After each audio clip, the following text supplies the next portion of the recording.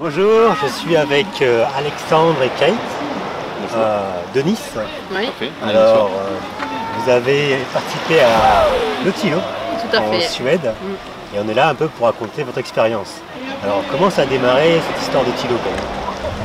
Donc, je vais commencer. Donc, l'Autilo sur Ashvar, donc sur le World Series d'Ashvar, on a pu se qualifier un peu grâce à la météo, parce qu'il y avait quand même une traversée un peu compliquée de 3 km.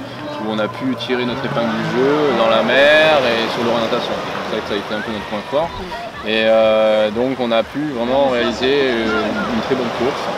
Et on a fini 5e sur le 5e binôme mixte.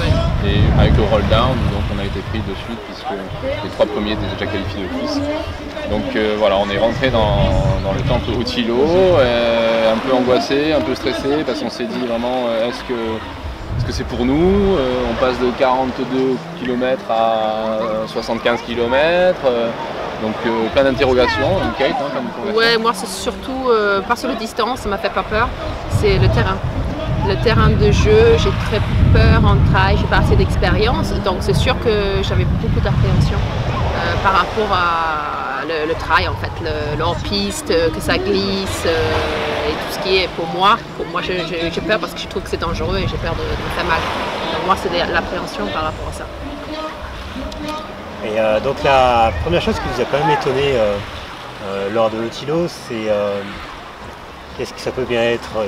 C'est l'ambiance, c'est le partage, je pense que la chose qui a le plus d'impact sur l'Autilo, c'est déjà le débriefing de Michael Nemmel. Là, c'est une cérémonie, tout le monde écoute, pas de bruit. Tout le monde par terre.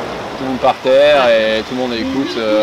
Il essaie de nous transmettre vraiment ce que ça va être comme course, avec les éléments, avec sa difficulté, avec plein de symboliques. Donc c'est vrai que là-dessus, on a été de suite dans le bain et ça nous a vraiment séduit. Ça a été ce qu'on attendait, cette première surprise, déjà ce petit hug d'arrivée qui est très chaleureux, très convivial. Ce système où de suite on est dans les embarcations, donc on voit toutes les équipes, de suite on a vraiment noué des liens forts. C'est chaleureux. Moi je trouve c'est chaleureux et c'est simple.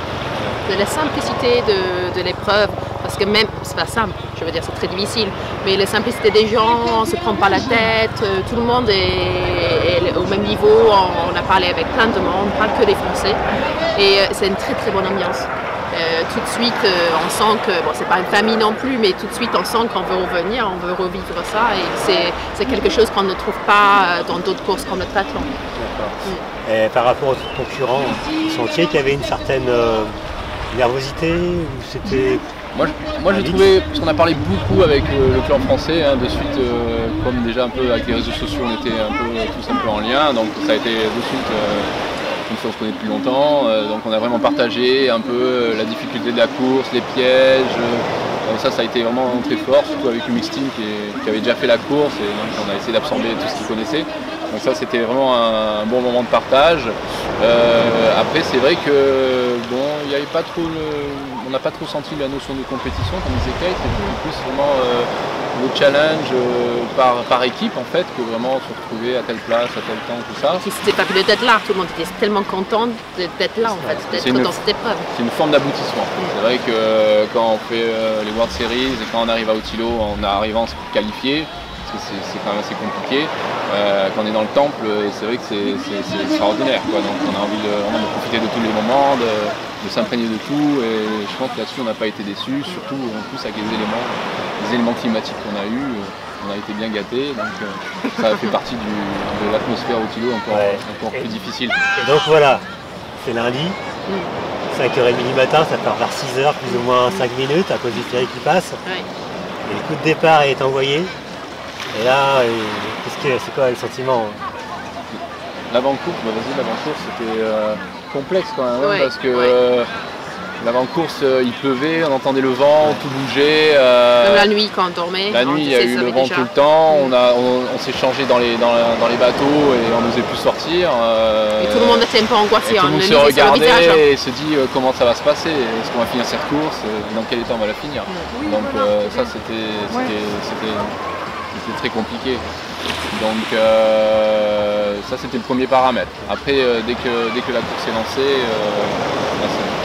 après on est dans un autre mode, hein. Le mode mais début de course, oui, on n'est pas parti trop vite, hein. On est parti assez tranquillement, on savait qu'on était parti pour longtemps, donc on n'a pas vraiment visé de temps pour la première fois de toute façon, mais on était tout de suite dans le bain, donc ça veut dire on a vu les conditions de l'eau. Nous, on aime bien nager, donc même dans les conditions difficiles. Et puis honnêtement, c'est les portions aquatiques où là, j'ai bien pu me reposer. Me reposer la tête mentalement et me reposer aussi parce que dans le parcours course à pied, au contraire, j'étais au taquet dans la tête, où est-ce que je pose les pieds, là ce rocher là ça va glisser, peut-être celui-là ça serait mieux. Donc pendant tout le cours c'était comme ça et j'avais la tête qui allait exploser parce qu'il fallait toujours réfléchir. Et dans l'eau, à part le fait que ça bougeait, on savait qu'il fallait de A à B et puis on n'allait pas tomber dans l'eau. Voilà, pour moi c'était ça. Vraiment c'était dans l'eau je me reposais et après je me concentrais mais un maximum dans les portions avec les rochers glissants, patinoire. C'est vrai que la course, on peut l'analyser en plusieurs phases. Il y a une première phase où on est plus en mode compète, on rentre dans une course. Donc bon, on essaie de bien faire le swim, on essaie d'être propre dans la nage, de faire rapide les transitions, de trouver le chemin, parce que c'est vrai qu'à un moment donné, on tâtonne pour trouver les bons axes. Mais on s'aperçoit très vite que tout le monde est excité, que ça tombe dans tous les sens, ça se bouscule. Et là, on s'interroge, on se dit, ouais, attention, parce que finalement, la course, peut-être qu'on risque de pas la finir. C'est une course de survie. On a vu l'équipe No Doping qui était vraiment grand favori par terre en train de se tenir le genou. Et là moi j'ai dit bon Kate déjà dès la deuxième île déjà ils étaient out. Et là j'ai dit Kate on assure.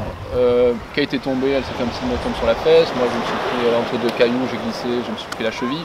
Donc j'ai dit bon il faut finir la course et il faut qu'on essaye de ne pas se traumatiser. Donc on est parti sur un état d'esprit. On va essayer de finir la course. Ça c'était le premier thème et sans se faire trop mal. Et après on avait le problème du cut-off qui a été avancé de 45 minutes. Paradoxalement les conditions sont plus dures mais ils ont avancé le cut-off. Au niveau sécurité ils ne pourraient pas être partout. Et donc là on a compris qu'il fallait quand même passer le cut-off. Donc ça c'était un deuxième objectif de la course. Et après avoir passé le cut-off, c'était presque à mi-parcours. Là on était un peu soulagés, on a commencé à se relâcher, à se détendre et à profiter un peu de l'ambiance avec les Suédois qui eux c'est leur terrain de jeu, ils sont à discuter, ils discutent, ils ont avec les longes, ils tombent par terre, c'est pas grave, on continue, hop, et on parle suédois, tout ça. Et c'est vrai que c'est une atmosphère particulière parce que eux on sent qu'ils sont pas du tout là pour la course, ils sont là pour profiter d'un moment. De partage, vraiment. Deux filles qui m'ont impressionné d'ailleurs dans ce partage et parler tout le temps, parler tout le temps en fait. C'est le binôme femme qui nous a doublé souvent. Ah ouais, qui parlait en suédois aussi parce qu'il pensait que tu étais suédoise. Ouais, donc à chaque fois, et j'étais impressionnée par ça parce que c'est vrai que moi j'étais beaucoup dans le peur. Et elle, avec le longe dans le course à pied, moi j'étais là, je m'appuyais avec des mains, j'ai déchiré le combi plein de fois sur les fesses parce que j'étais tout le temps assis, voilà, crispé. Et voilà, et puis on se dit, mais après c'était très dur pour moi, mais pourquoi pas s'entraîner un peu plus vraiment sur les parties un peu plus difficiles qu'ici sur le Côte d'Azur, parce qu'ici c'est pas très spécifique, mais et essayer de le refaire. Par contre, je n'irai pas encore comme je suis aujourd'hui, il faut vraiment un peu plus de mental, moins de peur et plus d'expérience sur les chemins de trail. Et après, si on voit vraiment analyser cette course, donc ces différents passages, le dernier passage qui est quand même après donc, le semi qui est assez roulant, ça se passe bien. On s'est dit bon allez on a fait le plus dur et on n'a pas fait le plus dur parce que pour arriver sur Uto, on a quand même des passages un peu marécageux. 2 km 45 minutes. Ouais, 2 km 45 minutes, on a halluciné. Après des passages en eau où il y avait un courant très très fort, où vous plongez, hop, dérivé, donc il fallait remonter l'île, plonger, accélérer un max, s'accrocher au rocher désespérément pour remonter. Et là vous vous dites c'est quand même dur et quand est-ce que ça va se finir? Là on s'est dit même c'est peut-être physiquement on finit pas le truc. Et on était à 5 km de la course, de la fin de course, et encore vous êtes dans le doute. Donc, alors on se rend compte que la nature est quand même bien puissante là, vraiment au milieu de la naturelle. Nous on n'a rien, nous on n'a rien face à ça en fait. On n'a rien, on fait notre mieux. Après il n'y a jamais un moment où j'ai peur dans l'eau, jamais. Non, juste peut-être pour sortir une fois, j'ai glissé un peu, mais bon c'était rien. Et Big Swim, mais bon, j'avais pas peur. J'avais pas froid parce que j'avais tellement d'adrénaline que ça m'a chauffé. Donc j'ai même pas senti le froid dans l'eau. Mais oui, c'est vraiment le course à pied. Mais j'ai pleuré, je pense que j'ai pleuré au moins 5 fois. Je disais, mais je vais tomber, je me fais mal, je vais tomber. Voilà. Donc c'est beaucoup d'encouragement entre les équipes, parce que c'est vrai que dès qu'on était sur le parti roulant, il n'y a pas beaucoup de roulants, mais j'étais bien. Ouais. Et Alex était peut-être un peu moins bien, mais ça va. Mais dans les parties techniques, mais on a perdu énormément de temps à cause de moi, à cause de la peur que j'avais. Donc à travailler, sympa. Et puis on est très content d'avoir participé. Et surtout très content d'avoir traversé la ligne d'arrivée. Et comment c'est passé là? Vous avez quoi comme sentiment? Ouf.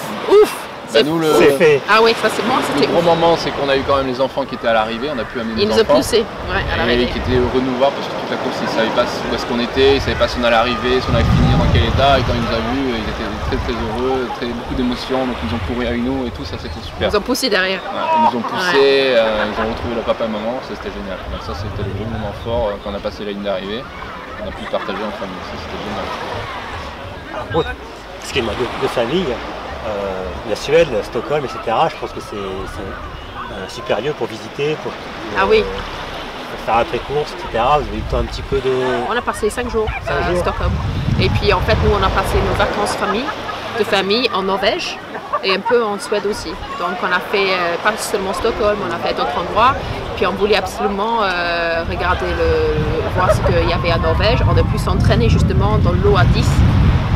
Dans le glacier, dans le glacier à 10 degrés pour essayer vraiment dans les fjords. On était dans les fjords. On a essayé de faire une acclimatation de température, de trail, de conditions norvégiennes, suédoises. Parce qu'en venant à la Côte d'Azur, c'est vrai que c'était pas évident pour nous parce qu'on n'est pas du tout dans le même climat, le type de relief, tout ça. Donc on s'est dit, allez, on part en camping-car et on s'acclimate. Et ça a été super parce qu'on s'est bien imprégné. Puis on a rencontré une fille à Stockholm justement qui était étudiante. Et on arrive sur un endroit, on a vu, parce qu'il n'y avait pas beaucoup d'endroits où on pourrait nager à Stockholm. On a trouvé un endroit où on pourrait nager, on voit une fille qui s'habille. Et en fait, elle faisait du swimrun, mais elle ne faisait pas le tilo. Et elle allait faire l'entraînement. Et donc en fait, on s'est mis avec elle, elle nous a montré où il fallait aller. Et puis voilà, c'était sympa. Ça faisait une petite rencontre en plus. Une partie de la famille swimrun, je lui ai montré le coin. Ça a été pareil, ça a été un bon moment aussi. Une dernière question, puis après je vous laisse. On vient de finir une épreuve là, en fait. Un petit conseil pour ceux qui veulent se lancer dans l'aventure au Tilo. Qu'est-ce que vous leur donneriez? Alors si c'est pour faire le World Series, parce que nous on a fait Ashvar, c'est magnifique. Là cette année on va faire les Scilly Islands. Je pense que ça va être magnifique aussi. C'est déjà un très bon avant-goût de ce que c'est le Tilo. Ce n'est pas du tout le Tilo, c'est pas du tout le championnat du monde. Donc si les gens veulent participer au World Series et s'ils se qualifient surtout, je dirais beaucoup d'entraînement en trail parce que c'est pas la peine de courir sur la route, courir vraiment sur le trail et puis voilà, il faut y aller, il faut profiter à fond et puis comme nous, pourquoi pas revenir une autre fois, peut-être pas cette année, on va essayer mais l'année d'après pour essayer d'améliorer la performance, on ne sait jamais. Et après, moi je pense qu'il y a une grosse dominante sur la partie aquatique, parce qu'on a croisé beaucoup de gens qui s'entraînaient qu'en piscine, qui pouvaient éventuellement s'entraîner en mer, mais ils n'avaient pas trop la culture. Et moi je pense que vraiment il faut essayer de développer cette culture de nage en mer, un peu en toute saison. Nous c'est vrai qu'on a fait des gros passages d'entraînement ici en hiver, avec des tempêtes. S'orienter avec des bouts de bois qui passaient de tous les côtés, pas de visibilité, chahuté, tout ça. Ça c'est important. Et il faut s'y mettre dans l'eau même quand les conditions sont difficiles. Parce que je pense que l'élément le plus hostile c'est l'eau. Même sur Tilo, sur toutes les courses, c'est qu'à un moment donné, vous pouvez paniquer. On a vu sur Ashvar 50% d'abandon sur la traversée. Les gens qui savaient plus où aller, les gens qui se mettaient sur les îles pour voir où est-ce que c'était l'arrivée, parce qu'à un moment donné, ils n'étaient pas sereins. Donc il faut essayer de se trouver un peu ce côté un peu plénitude, ce côté où on est un peu relâché, détendu, même malgré les éléments. Je pousse les gens à aller dans des clubs en dos libre, essayer de faire la démarche, même si la piscine c'est bien, de faire des petits stages vraiment dos libre, sûr que nous, un peu engagés. Quasiment pas en piscine. C'est pour ça que nous on a un peu lancé une initiative sur Nice où on a fait un club d'eau libre, où on accueille aussi bien les nageurs d'eau libre mais les swimrunners pour justement cette acclimatation qui est très importante. Merci Kate, merci Alex. Merci. Merci Jean-Marie. Et puis à une prochaine. Oui, on va voir. Les Calanques peut-être. Les Calanques, avec notre guide préféré.